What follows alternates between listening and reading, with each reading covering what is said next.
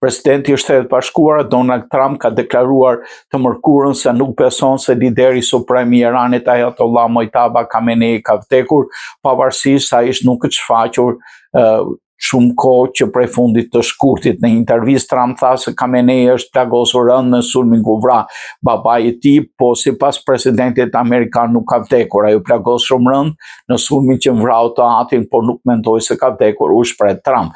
Gjatë intervistës, presidenti amerikan foli edhe për vizitën e drejtorit të CIA-s John Ratcliffe në Moskë. Trump e cilësoi udhëtimin se një vizitë rutinë, por la hapur mundësinë që nga takimet me zyrtar rus të ketë dalë disa pika konkrete. Diçka mund të ketë dalë nga bisedat e John Ratcliffe me zyrtarën të inteligjencës ruse në kryeqytetin rus, tha Trump.